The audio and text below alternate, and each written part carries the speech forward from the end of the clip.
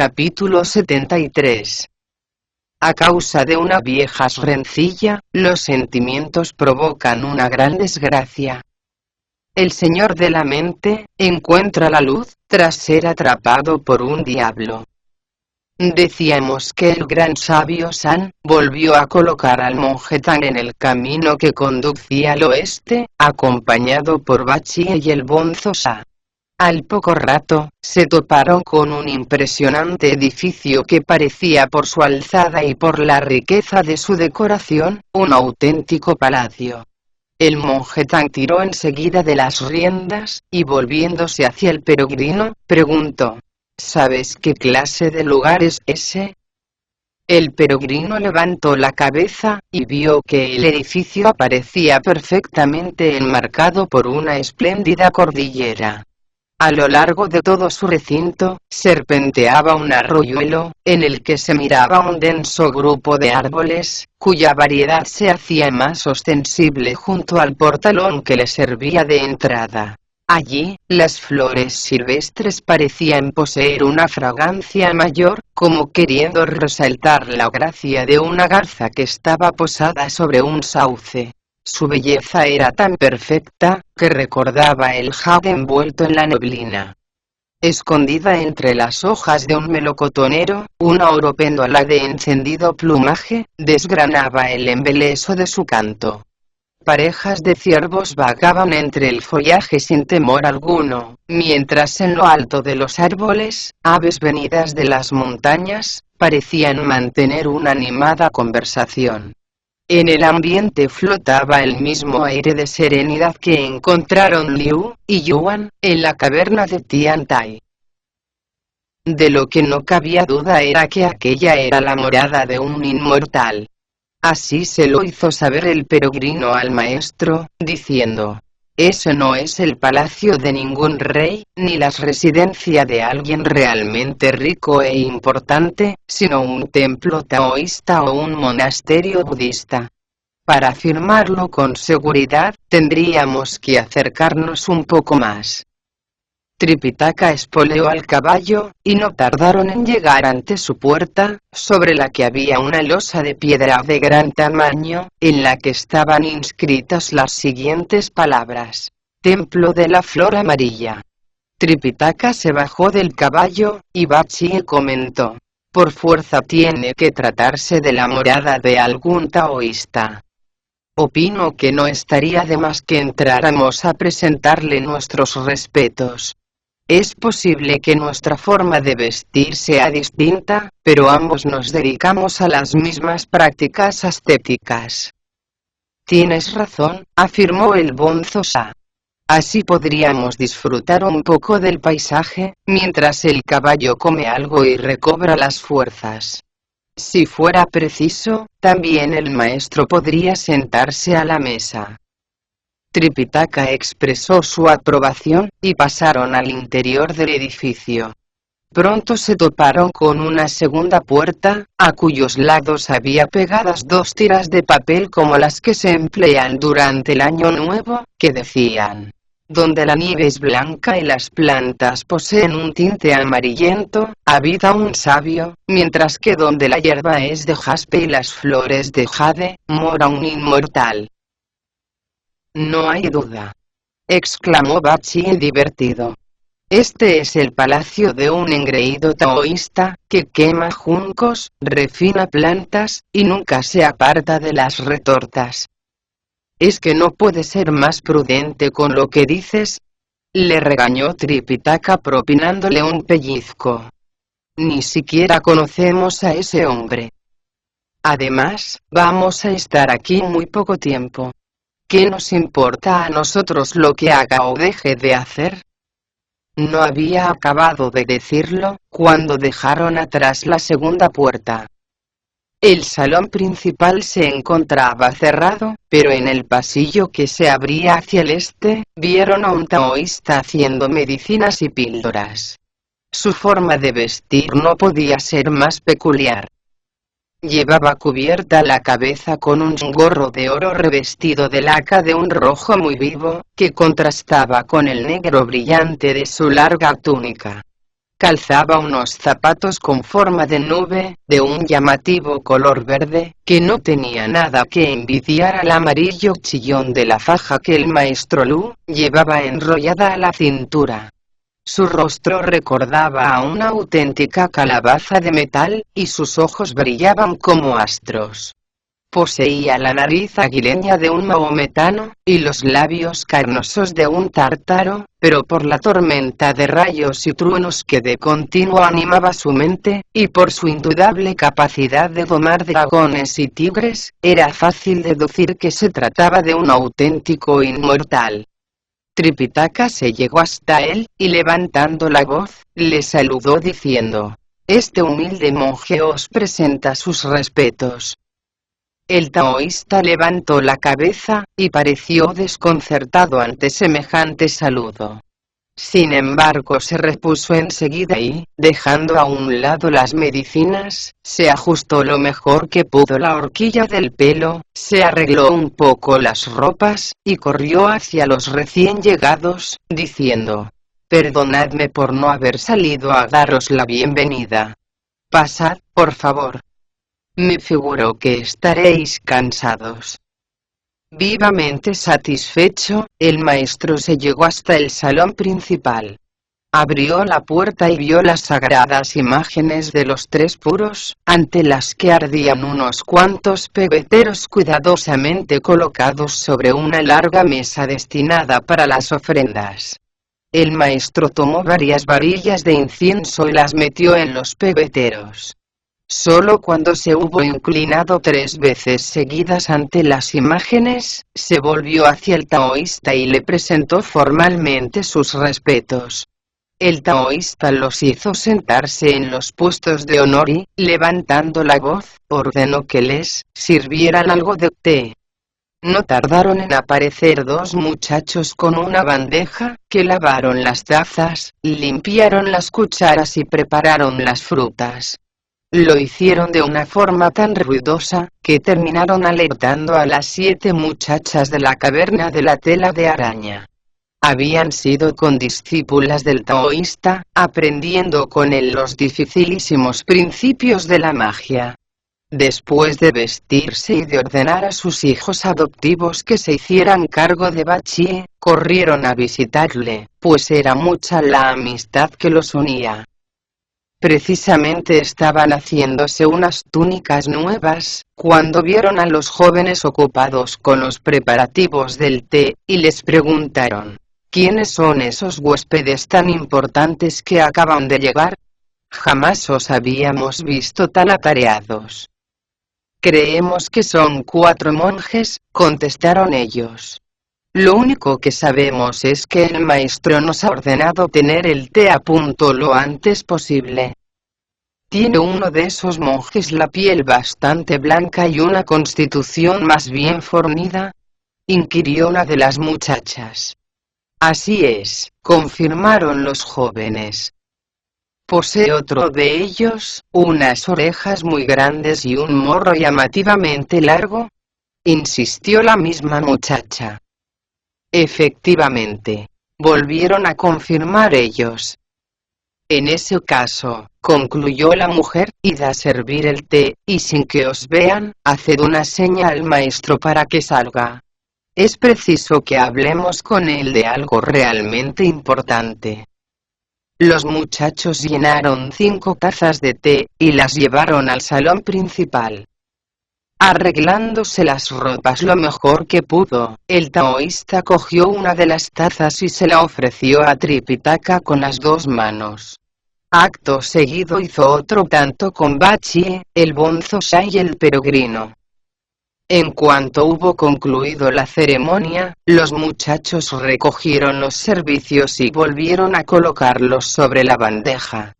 Sin que nadie se diera cuenta, uno de ellos guiñó el ojo al taoísta, que se puso al punto de pie y dijo: «Si queréis, podéis permanecer sentados, mientras los muchachos retiran las tazas. Sintiéndolo mucho, debo retirarme un momento. Espero que mis discípulos sabrán trataros con el respeto que merecéis». Complacidos, el maestro y los discípulos abandonaron el salón principal, para ir a gozar del paisaje, acompañados de uno de los jóvenes. Por lo que de momento, no hablaremos más de ellos. Sí lo haremos sin embargo, del taoísta, que se retiró a toda prisa a los aposentos privados del guardián del templo, donde encontró a las 7 doncellas. Al verle, todas se postraron de hinojos al mismo tiempo, diciendo: «Es preciso que escuchéis lo que tenemos que deciros, hermano». Al llegar, contestó el taoísta ayudándolas a levantarse, «me dijisteis que deseabais contarme algo importante. Si no me apresté entonces a ello, fue porque la medicina que estaba preparando exigía que no intercambiara ninguna palabra con personas del otro sexo. Ahora, de todas formas, tampoco dispongo de mucho tiempo. Acaban de llegar unos huéspedes y debo atenderlos lo mejor que pueda. ¿No os importaría hablarme de lo que sea, un poco más tarde?» «Perdonadnos», contestaron ellas enseguida, «pero lo que tenemos que deciros está precisamente relacionado con esos huéspedes. Cuando se hayan ido, no tendrá ningún valor nuestra información». «¿Qué manera de hablar es esa?», exclamó el taoísta soltando la carcajada. «¿Qué queréis decir con eso de que vuestras palabras solo tienen valor mientras los huéspedes estén aquí? ¿Habéis perdido el juicio? Yo soy una persona entregada por completo al cultivo de la ciencia de la inmortalidad, a través de la serenidad y de la pureza de intenciones. Pero aunque fuera alguien abrumado por el cuidado de la esposa, de los hijos y de otros asuntos como esos, os aseguro que esperaría a que mis huéspedes se hubieran marchado, para ocuparme en serio de las cosas que me atañen. ¿Cómo voy a mostrarme tan desconsiderado con ellos? Yo soy una persona de principios, así que dejadme salir cuanto antes». «No te enfades con nosotras, por favor», le suplicaron las muchachas tirando de él. «De todas formas, nos gustaría preguntarte si sabes de dónde proceden esos huéspedes a los que tanto proteges». El taoísta no supo qué contestarles, visiblemente turbado. «Al ir a servir el té», dijo una de las muchachas, «oímos comentar a tus sirvientes, que se trataba de 4 monjes». «¿Qué tiene eso de malo?», exclamó el taoísta perdiendo la paciencia. «Entre ellos, se encuentra uno bastante fuerte y con el rostro llamativamente blanco», añadió la misma muchacha, pasando por alto su mal humor. «Le acompaña otro, que tiene unas orejas muy grandes y un morro un tanto alargado. ¿Les has preguntado de dónde vienen?». «¿Cómo sabéis que son así?», preguntó sorprendido el taoísta. «¿Es que los habéis visto antes?». «Está claro que no has comprendido bien de qué se trata», explicó otra de las muchachas. «El de la cara blanca es alguien enviado por el emperador de los Tang, al paraíso occidental en busca de escrituras sagradas.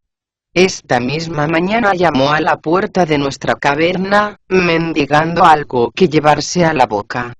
Como hacía muchísimo tiempo que habíamos oído hablar del famoso monje Tang, decidimos echarle el guante». «¿Puede saberse por qué hicisteis semejante cosa?», inquirió el taoísta. «Para nadie es un secreto», explicó la muchacha, «que el monje Tang posee un cuerpo perfecto, ya que se ha dedicado a la práctica de la virtud durante 10 reencarnaciones seguidas. Si le atrapamos, fue porque cualquiera que pruebe un poco de su carne, alcanzará una vida sin límites. Para celebrar nuestra buena suerte, fuimos a bañarnos al arroyo de la purificación, donde tuvimos la mala fortuna de conocer a ese otro monje de las orejas enormes y el morro largo. Primero nos robó la ropa. Después tuvo la desvergüenza de querer bañarse con nosotras en el estanque, y aunque tratamos de disuadirle, no pudimos hacer nada por impedírselo. saltó al agua, y después de convertirse en un pez, empezó a molestarnos, nadando desvergonzadamente entre nuestras piernas.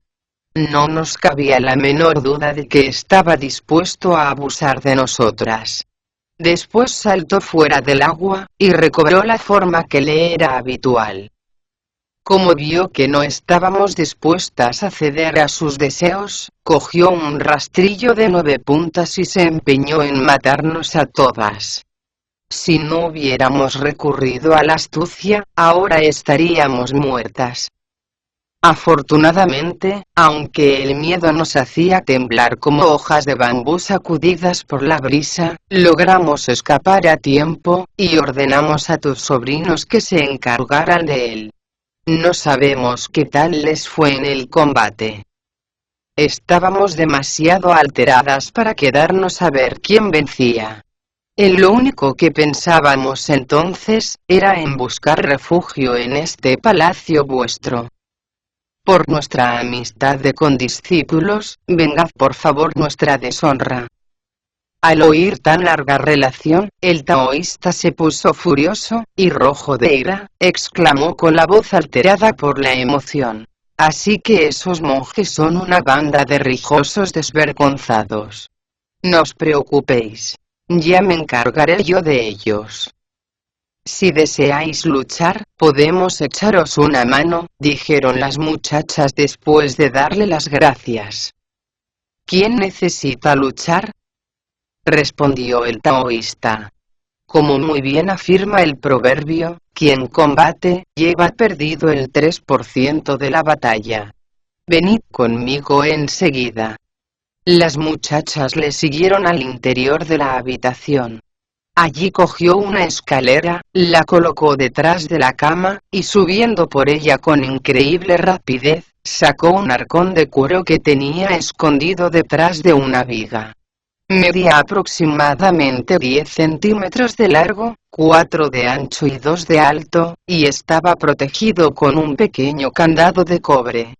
El taoísta se metió la mano por las mangas, y sacó un pañuelo de color amarillo hecho con plumas de ganso, en cuya punta había atada una llave casi invisible.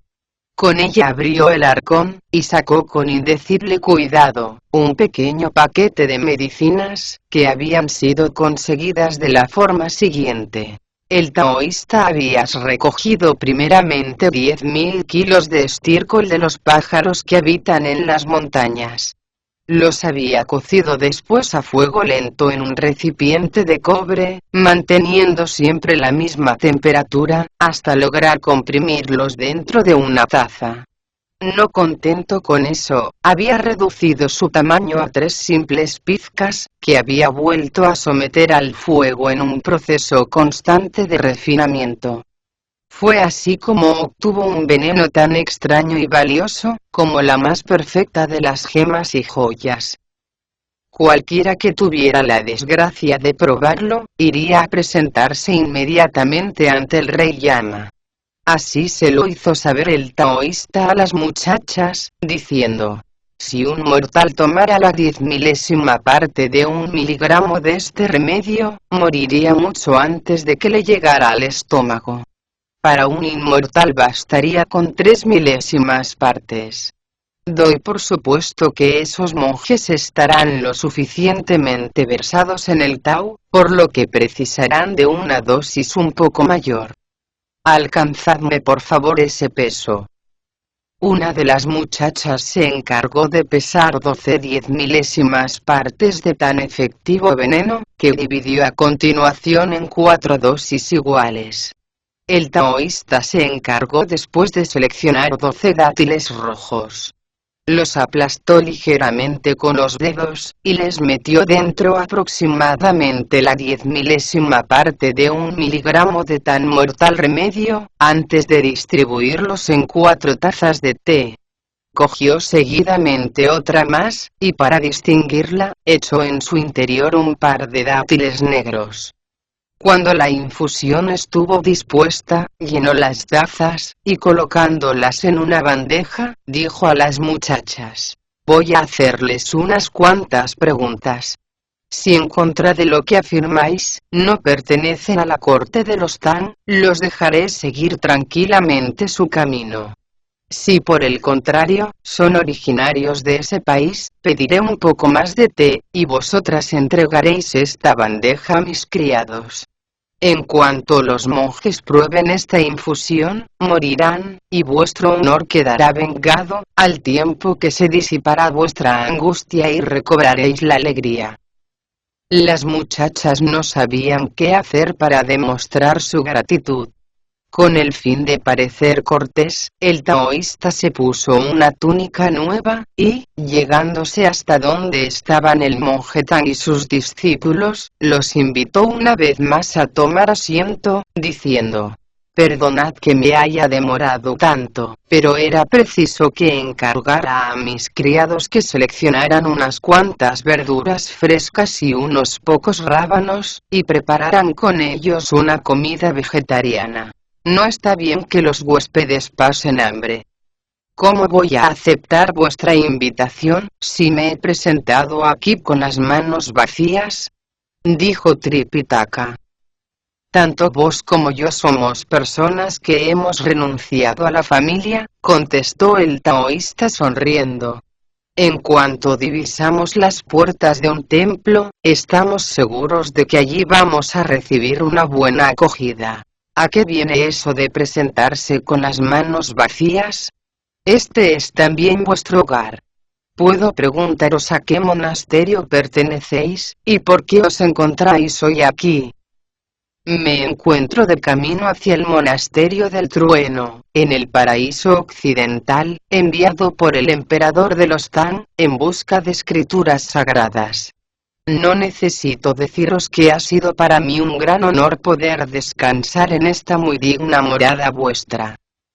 Se nota que sois un Buda de una virtud y una piedad francamente extraordinaria», respondió el taoísta, con el rostro iluminado. «Lo único que lamento, ha sido no haber salido a daros la bienvenida con el respeto que merecéis. Os ruego disculpéis mi ignorancia». Se volvió después hacia la puerta, y levantando la voz, dijo: «Venid a cambiarnos el té, y traed algo de comida». El más joven de los criados se puso de pie enseguida, y corrió a por la bandeja. Las muchachas se la pusieron en las manos, diciendo: «Aquí tienes el té. Sácalo, y no pierdas el tiempo». Así lo hizo el joven, sin dejar de sonreír. El taoísta cogió una de las tazas con los dátiles rojos, y se la ofreció al monje Tang con las dos manos. Al ver la corpulencia de Bachi y del Bonzo Sha, pensó que se trataba de sus discípulos primero y segundo, y les dio de beber por ese orden. Dejó al peregrino en último lugar, creyendo, por lo magro de sus carnes, que era un simple aprendiz. Poco sospechaba él, que poseyera un sentido de la observación tan acusado. No le pasó desapercibido, en efecto, que la taza que quedaba en la bandeja contenía 2 dátiles negros, mientras que los de las suyas eran rojos. «Un momento», exclamó antes de llevarse el brebaje a los labios. «Si no os importa, me gustaría cambiar mi taza por la vuestra». «A decir verdad», contestó el taoísta sonriendo, «un cultivador del Tao como yo, no siempre tiene a mano todo lo que necesita para preparar un buen té. Yo mismo he tenido que salir en busca de los dátiles. Desgraciadamente, solo he conseguido reunir una docena y, como habéis apreciado, he reservado para mí los de color menos atractivo. Lo he hecho por respeto hacia vos. ¿Podéis creerme?» «¿Cómo se os ocurre decir semejante cosa?», replicó el peregrino. «Como muy bien afirmaban los antiguos, quien se encuentra en su casa no es pobre, solamente lo es quien se halla de camino. ¿Cómo podéis afirmar que carecéis de lo necesario, viviendo como vivís, en un palacio como este? Únicamente los que dependemos de la limosna somos realmente pobres». «No, no. Dejémonos de tonterías y cambiemos cuanto antes las tazas. ¿Se puede saber por qué quieres hacerlo?, le regañó Tripitaka. Si te niegas a beberlo, estarás despreciando la hospitalidad de este respetable inmortal. Al peregrino no le quedó más remedio que tomar la taza, la tapó con la palma de la mano derecha, y clavó su mirada en sus tres hermanos. Bachie, que se había caracterizado siempre por su voraz apetito, tenía una sed y un hambre realmente espantosas, y se dispuso enseguida a dar cuenta del té. Al ver que contenía 3 dátiles rojos, se los metió en la boca y se los tragó en un abrir y cerrar de ojos. Otro tanto hicieron el maestro y el Bonzo-sa. Casi inmediatamente Bachie perdió el color de la cara, el Bonzo-sa se puso a llorar como si fuera una criatura, y el monje Tang empezó a echar espuma por la boca. De repente perdieron la conciencia, y cayeron al suelo desmayados. El gran sabio comprendió que habían sido envenenados, y tiró furioso la taza que tenía en la mano, contra la cara del taoísta. Ágil como una rata, el taoísta levantó el brazo, y la porcelana se estrelló contra su manga, antes de hacerse añicos sobre las losas del suelo. ¡Qué monje más maleducado!, gritó el taoísta perdiendo la paciencia. ¿Cómo te atreves a destrozar lo que no es tuyo? Maldita bestia, replicó a su vez el peregrino.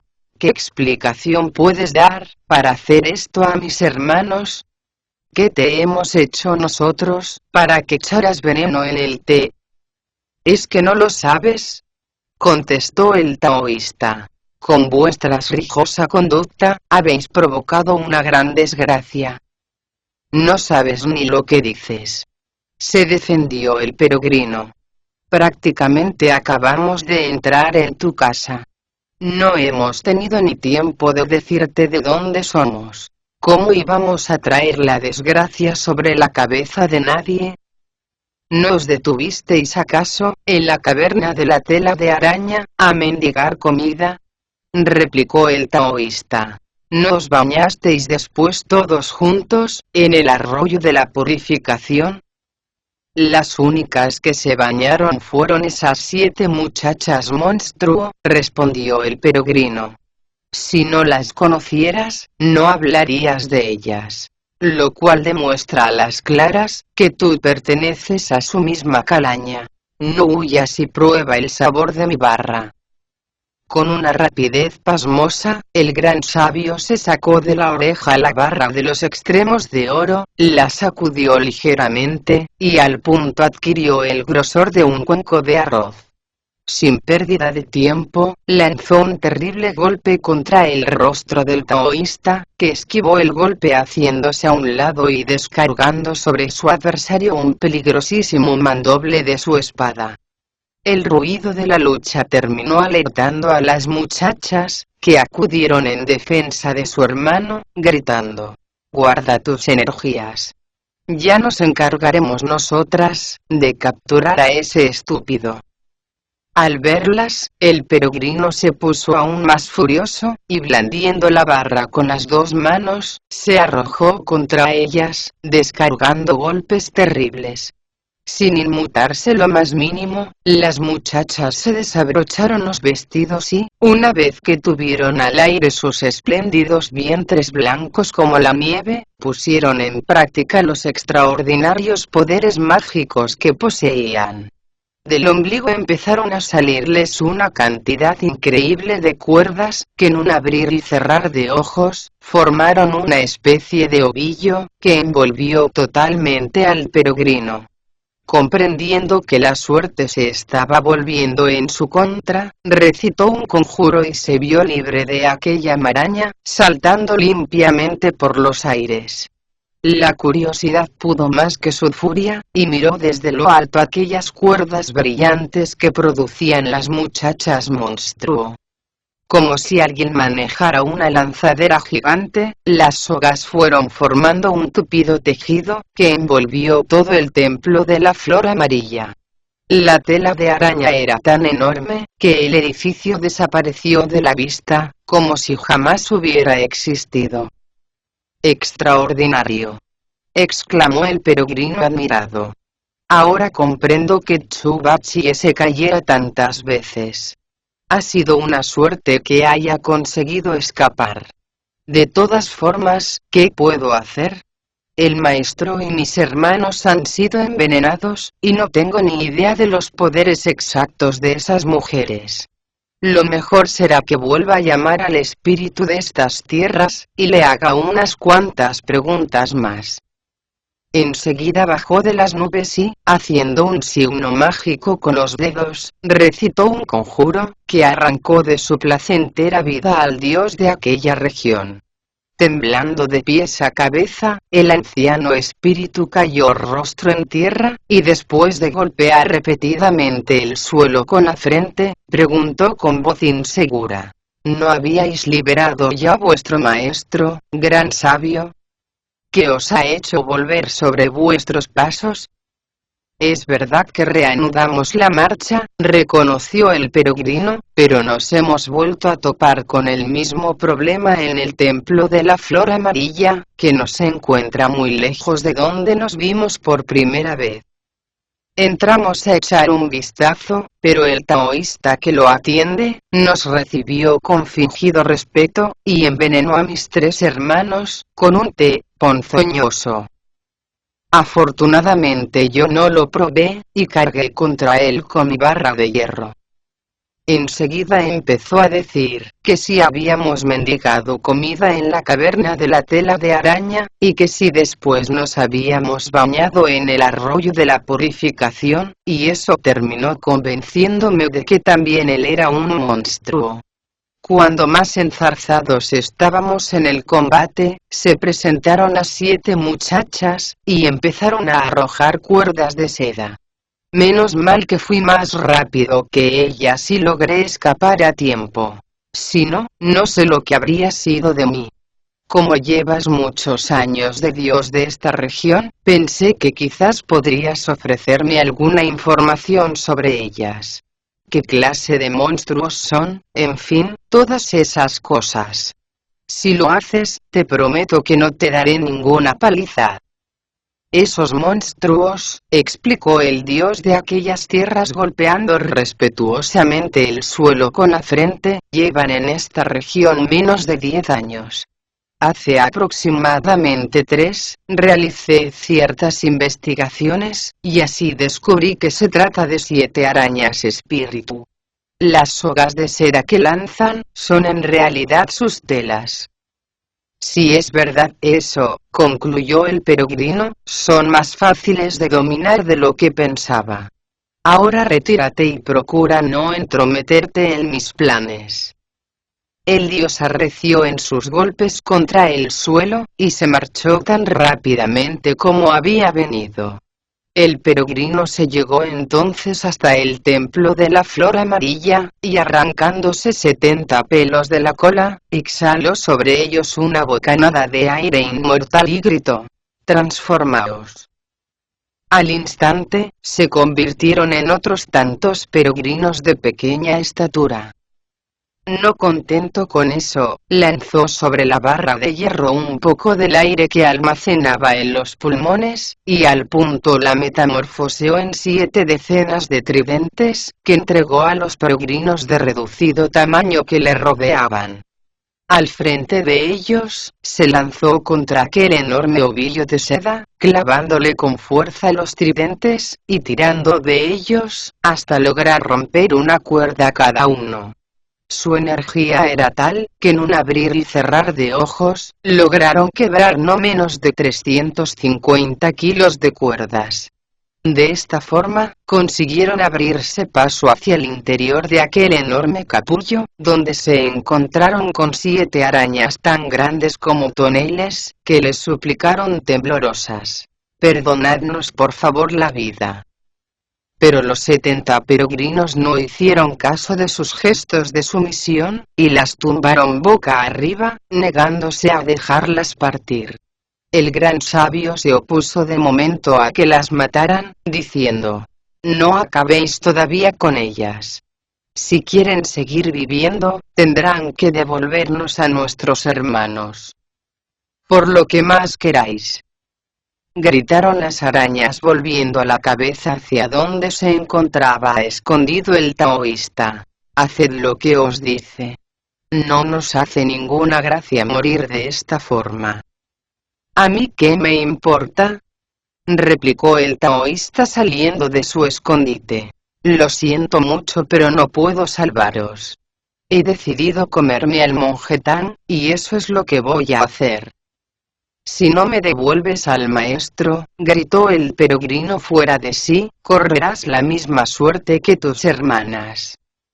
No había acabado de decirlo, cuando sacudió ligeramente el tridente que tenía en las manos, y volvió a transformarse en la temible barra de hierro.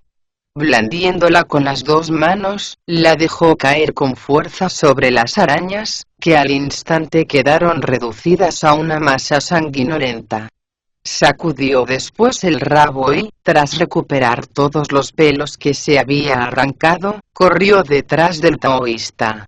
Enfurecido por la repentina muerte de sus hermanas, este desenvainó la espada, e hizo frente a su perseguidor. Dio así comienzo uno de los combates más duros que se hayan contemplado jamás. Los dos contendientes pusieron en juego todos sus conocimientos mágicos, blandiendo uno la espada, y el otro, la barra de los extremos de oro. El odio guiaba cada uno de sus golpes, pues no estaban dispuestos a permitir que el monje Tang fuera devorado, ni que la muerte de las 7 doncellas quedara impune. Los dos bandos creían guerrear por una causa justa, y eso hacía más llevadero su sacrificio. Poca diferencia había en su forma de luchar. Si el gran sabio poseía una fuerza sin límites, la bravura del inmortal era francamente digna de encomio. No había movimiento, por mucho esfuerzo que exigiera su ejecución, al que no se entregaran sus cuerpos. Sus manos se retorcían como poleas, buscando un golpe definitivo. Al entrechocar, la espada y la barra emitían un ruido tan terrible, que hacían temblar las nubes, mientras las bocas de los guerreros que las blandían, emitían de continuo, denuestos e insultos. Ni un solo momento dejaron de atacar y retroceder, para volver otra vez a la carga. La lucha prosiguió, hasta que el viento bramó con fuerza, y las nubes de polvo que levantaban sus pasos terminaron asustando a los tigres y a los lobos.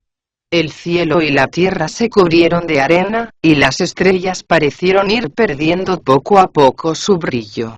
El taoísta resistió valientemente los primeros 50 asaltos del gran sabio. A partir de entonces empezaron a flaquearle las fuerzas, hasta que de pronto le abandonaron por completo. Se desprendió entonces de su faja, y empezó a desabrocharse la túnica, que cayó al suelo haciendo un ruido muy peculiar. «Mi querido hijito», exclamó el peregrino en tono de burla, «¿de qué va a servirte quedarte desnudo, cuando has perdido totalmente las fuerzas?» El taoísta no dijo nada. Levantó los brazos y aparecieron a la altura de sus costillas más de 1000 ojos, que empezaron a lanzar rayos de un poder francamente aterrador.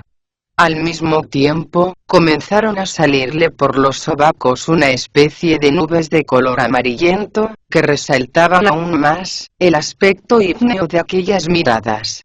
Era como si alguien hubiera colocado pequeñas barritas de oro a la derecha y a la izquierda de su cuerpo, o se hubiera empeñado en colgarle diminutas campanitas de cobre.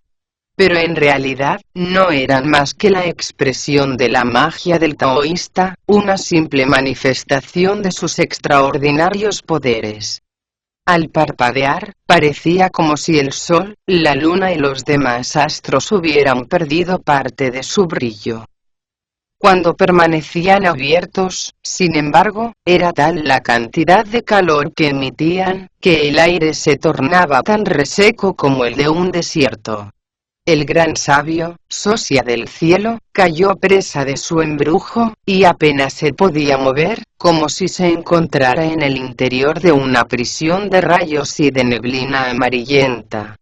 Desconcertado, trató de huir de allí, pero le fue imposible dar un paso hacia adelante o hacia atrás. Lo único que consiguió fue girar sobre sí mismo, como si se hallara dentro de un túnel de luz. Por si eso fuera poco, el calor se hacía cada vez más insoportable. Presa del pánico, intentó romper aquella cárcel de rayos luminosos, saltando hacia arriba, pero eran tan sólidos, que cayó al suelo patas arriba. El golpe le había dejado la cabeza dolorida. Al pasarse la mano por el punto exacto que había entrado en contacto con los haces de luz, comprobó sorprendido que tenía la piel reblandecida. ¡Qué mala suerte!, se dijo profundamente preocupado. Ya ni la cabeza me sirve para nada. Antes ni las hachas ni las cimitarras eran capaces de hacerme el menor rasguño. Ahora bastan unos simples rayos para abrirme la piel. Quién sabe si con el tiempo se me cerrará la herida, o se me pudrirá como si estuviera leproso. Lo más probable es que me quede una cicatriz. La temperatura se hizo aún más insoportable, y volvió a decirse: no puedo moverme para ningún sitio. ¿Qué puedo hacer, si ni siquiera soy capaz de volar hacia arriba? En fin, solo me queda un camino, el de abajo. Vamos a ver qué tal me sale la cosa. Sin pensarlo más, recitó un conjuro y, después de sacudir ligeramente el cuerpo, se convirtió en un pangolín, también conocido por el nombre de oso hormiguero. Sus garras parecían estar hechas de un acero tan bien templado, que no tenía problema alguno en horadar montañas y en reducir a añicos las rocas, como si fueran simples masas de harina. En tan extraordinaria tarea, se veía ayudado tanto por la fuerza de sus músculos, como por las férreas escamas que cubrían su cuerpo.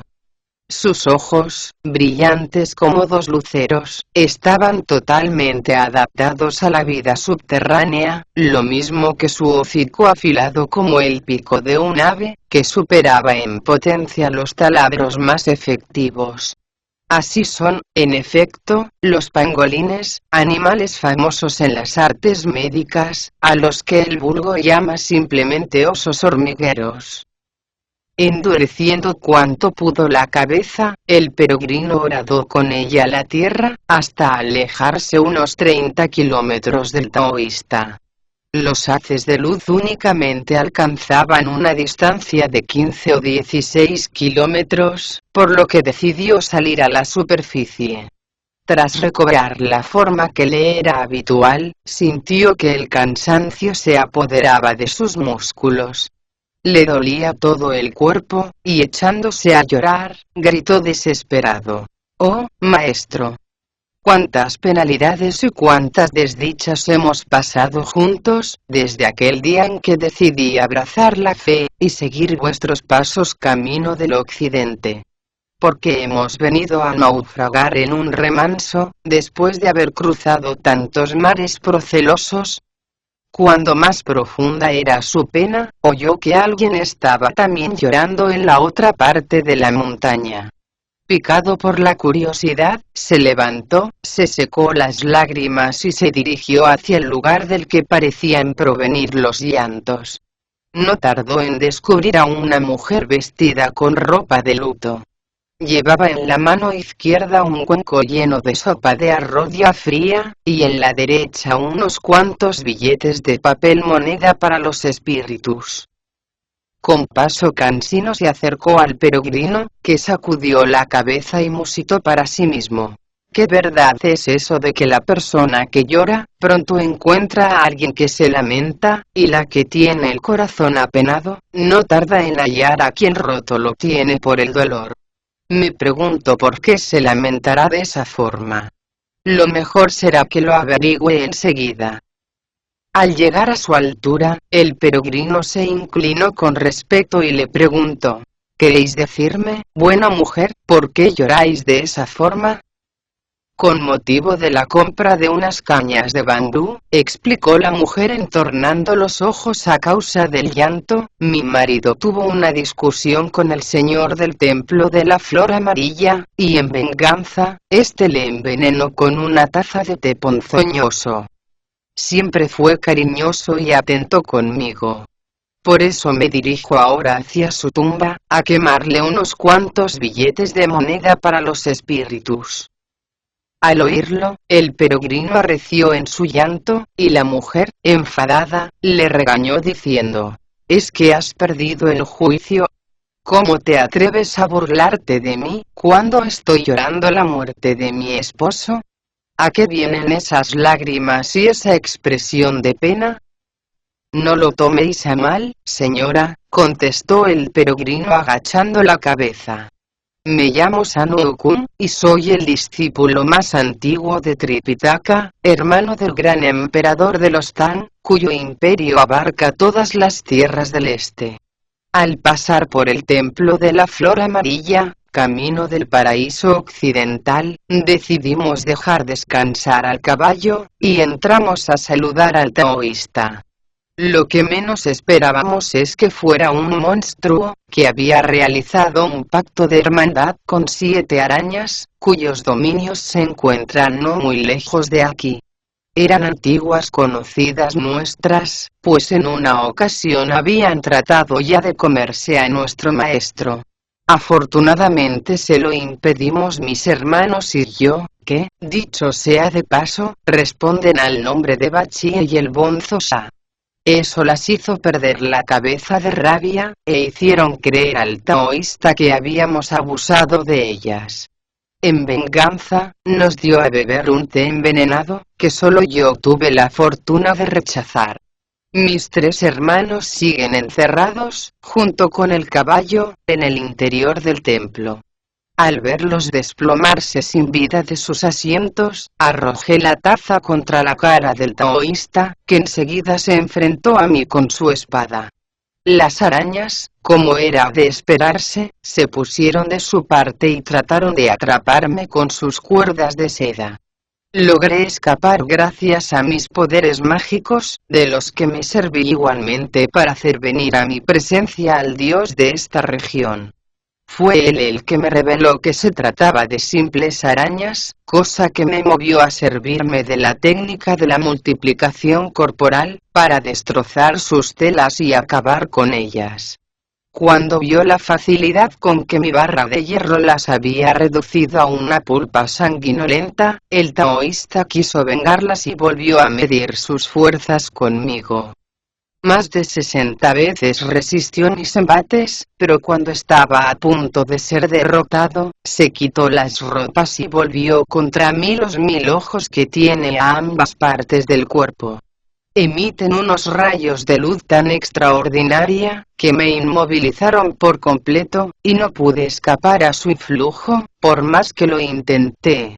Cuando más desesperada parecía mi situación, me transformé en un oso hormiguero, y haciendo un agujero en la tierra, conseguí huir de aquella prisión sin muros ni foso.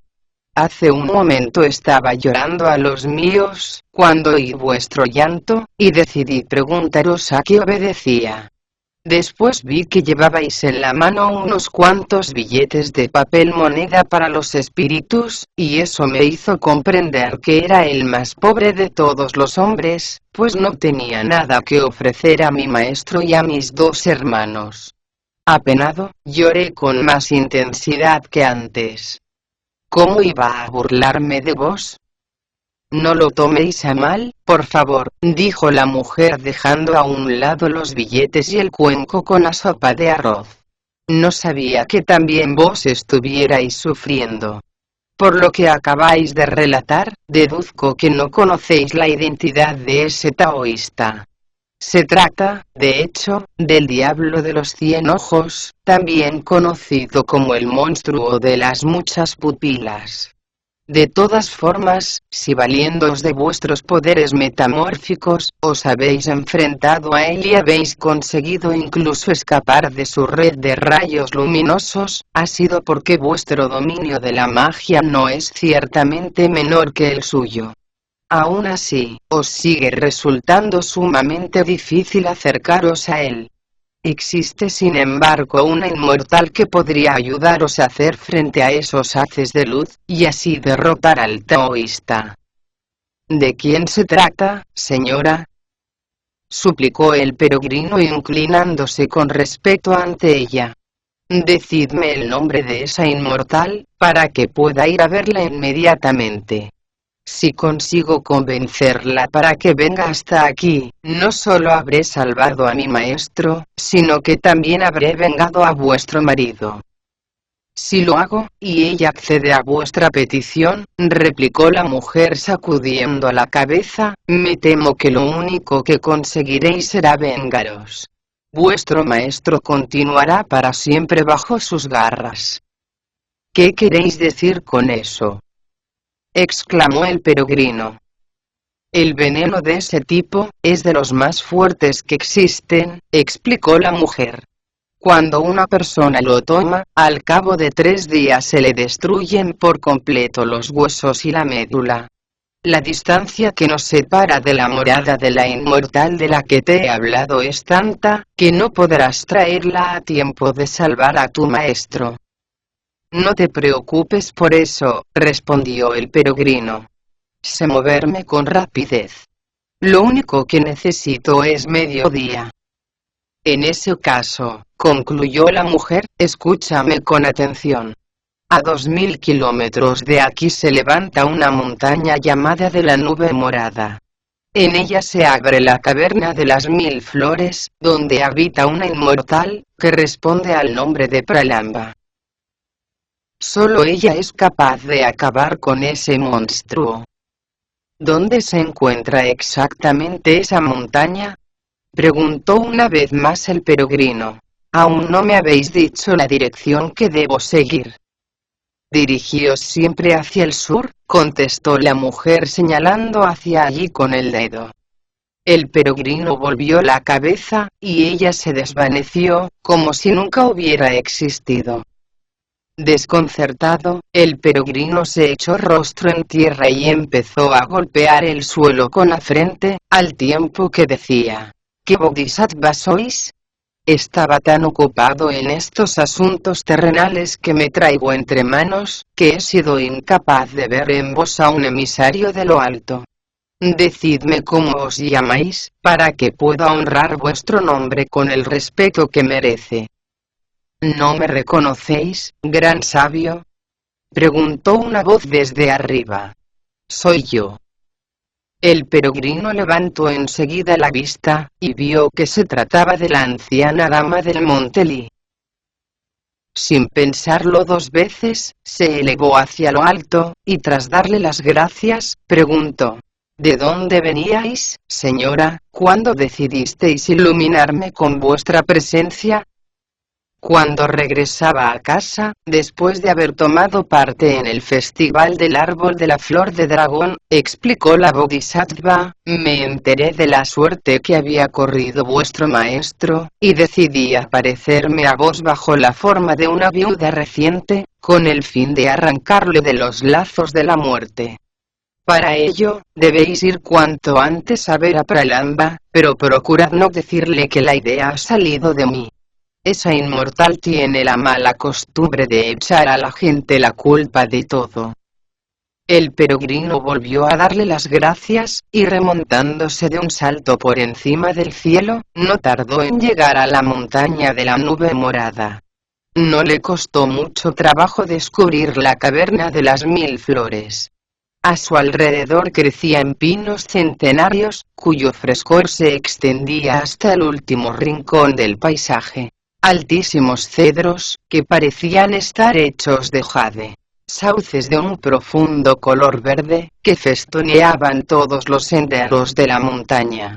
Flores exóticas, cuyos capullos llenaban, hasta atascarlos, los riachuelos y los arroyos. orquídeas de aromas penetrantes, que cubrían los muros de piedra, y un sinfín de hierbas silvestres, que brillaban como gemas bajo los rayos del sol. Cerca de la caverna fluía un arroyo, cuyas aguas poseían el verdor del jade, y en las que se reflejaban grupos de nubes, que parecían sellar los troncos huecos de árboles milenarios. Entre las ramas, legiones de aves desgranaban su canto, poniendo un contrapunto de bullicio al sereno deambular de los ciervos. El llamativo color verde de los bambúes daba la impresión de haber sufrido un proceso de refinamiento, lo mismo que las hojas rojizas de los ciruelos. Un cuervo acababa de posarse en lo alto de un árbol, y escuchaba embelesado los melodiosos trinos de un pájaro de pequeño tamaño, posado en una rama más abajo. El trigo crecía abundante en todos los campos, haciendo prever una cosecha realmente espléndida. Durante las 4 estaciones las hojas permanecían aferradas a sus ramas, permitiendo a las flores abrir sus capullos a lo largo de los 8 períodos. El aire que flotaba por encima de aquel paisaje estaba cargado de buenos augurios. No en balde, en él se formaban nubes sagradas, que ascendían hasta el corazón mismo del gran vacío. Emocionado ante tantas muestras de santidad, el gran sabio inició el descenso, y comprobó sorprendido que la belleza aumentaba a medida que descendía. Lo que más llamaba la atención, de todas formas, es que no hubiera rastro alguno de presencia humana. El silencio era tan absoluto, que ni siquiera se escuchaban los cacareos de las gallinas, ni el ladrido de los perros. ¿Es posible que no sea esta la morada de la inmortal que he venido a buscar?, se preguntó el peregrino, alarmado. Siguió caminando y, al cabo de unos cuantos kilómetros, se encontró con una monja taoísta sentada sobre un cojín. Cubría su cabeza un sombrero de seda que recordaba las delicadas formas de 5 clases de flores distintas. No desdecía en nada de la belleza de su túnica, totalmente tejida con hilos de oro. Calzaba unos zapatos con forma de pico de fénix y llevaba protegida la cintura con una faja doble de seda. Una tupida red de arrugas surcaba su rostro, trayendo a la mente el recuerdo de las primeras escarchas del otoño. Su voz, por el contrario, poseía la frescura saltarina de las aguas del arroyo que fluía a las puertas mismas de su mansión. Hacía mucho tiempo que había aprendido los principios de los 3 vehículos, y había memorizado las 4 grandes verdades. Su cercanía al vacío absoluto le había conferido una virtud a toda prueba, modelando eficazmente su inteligencia, y adquiriendo así, una libertad absoluta. Aquella mujer no era otra que la Bodhisattva de la caverna de las 1000 flores, también conocida por el honorable nombre de Pralamba. Al reconocerla, el peregrino aceleró el paso, y llegándose hasta ella, la saludó diciendo: «Os presento mis respetos, Bodhisattva». La Bodhisattva se levantó enseguida del cojín, y juntando las manos a la altura del pecho, preguntó después de devolverle el saludo: «Disculpadme, gran sabio, por no haber salido a daros la bienvenida. ¿Queréis decirme de dónde venís? ¿Cómo me habéis reconocido con tanta rapidez?», exclamó el peregrino. «¿Quién os ha dicho que yo soy el gran sabio?». «Cuando sumisteis el palacio celeste en una total confusión», explicó Pralamba, «vuestro retrato fue mostrado a todos los dioses del universo. ¿Por qué no habría de reconoceros nada más veros?». «Tenéis razón», reconoció el peregrino. «Como muy bien afirma el proverbio, lo bueno no lo conoce nadie, mientras que la fama de lo malo alcanza los 5000 kilómetros. Estoy seguro de que no sabéis que me he arrepentido de todo cuanto hice, y he aceptado la fe budista». «¿De verdad?», exclamó Pralamba gratamente sorprendida. ¿Cuándo lo habéis hecho? Permitidme que os dé la enhorabuena. Por poco no podéis hacerlo, porque he estado a punto de perecer, explicó el peregrino. Ahora soy el discípulo más antiguo del monje Tan, a quien se ha encargado que vaya al paraíso occidental en busca de las escrituras sagradas. Desgraciadamente el taoísta del templo de la flor amarilla le ha envenenado con una taza de té ponzoñoso, y aunque he desplegado contra él todos mis conocimientos bélicos, ha desbaratado todos mis planes, haciendo uso de sus potentísimos haces de luz. Si he logrado escapar de su red, ha sido gracias a mis vastísimos poderes mágicos. De todas formas, he sido afortunado al enterarme de que únicamente vos podéis poner fin a esos rayos. Ese es el motivo de que haya decidido venir a presentaros mis respetos. ¿Quién os lo dijo? Replicó la Bodhisattva, sorprendida. Llevo sin salir de casa, desde la fiesta de las limosnas. Nadie me conoce, porque mi nombre ha permanecido oculto durante todo este tiempo. ¿Cómo os las habéis arreglado vos para descubrirlo? ¿Acaso olvidáis mi fama de intrigante? Replicó el peregrino. Aunque os hubierais escondido en el centro de la tierra, habría dado con vos. Reconozco que astucia no os falta, admitió la Bodhisattva. Estaba decidida a no abandonar este lugar jamás, pero puesto que habéis venido personalmente a pedírmelo y se encuentra en juego vuestra empresa de conseguir las escrituras, creo que lo mejor será que os acompañe. Disculpad mi ignorancia, dijo el peregrino después de darle las gracias, pero ¿os importaría revelarme qué armas vais a usar para atrapar a ese monstruo? Me bastará con una simple aguja de bordar, contestó la Bodhisattva. ¿Estáis tratando de confundirme? Protestó el peregrino. Si hubiera sabido que únicamente necesitabais una aguja de bordar, no habría venido a molestaros. Yo mismo puedo agenciarme un carro entero de ellas. Esas agujas de las que habláis están hechas de metal y no sirven para nada, replicó Pralamba. La mía, por el contrario, no tiene nada que ver con el hierro, el oro, o el acero. Está relacionada con algo que crece en los ojos de uno de mis hijos. ¿Quién es ese hijo del que habláis?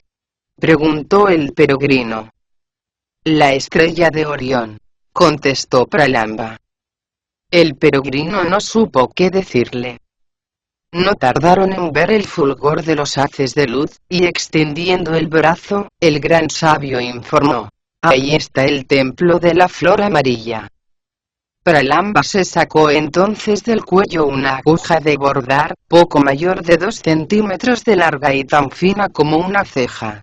La lanzó con una mano hacia arriba, y al poco tiempo se escuchó un fuerte sonido, que hizo desaparecer al instante todos los rayos de luz. Es fantástico, Bodhisattva. Realmente fantástico, exclamó el peregrino. Vamos a buscar la aguja. ¿Para qué? Replicó Pralamba con la palma de la mano extendida. ¿No ves que la tengo aquí? El peregrino y la Bodhisattva descendieron al mismo tiempo de las nubes, y se dirigieron hacia el templo. El taoísta estaba acurrucado contra la puerta, con los ojos cerrados y sin atreverse a moverse. «Maldita bestia», le insultó el peregrino al pasar a su lado. «¿Ahora quieres hacerte pasar por un ciego, eh? Pues vas a saber lo que es bueno».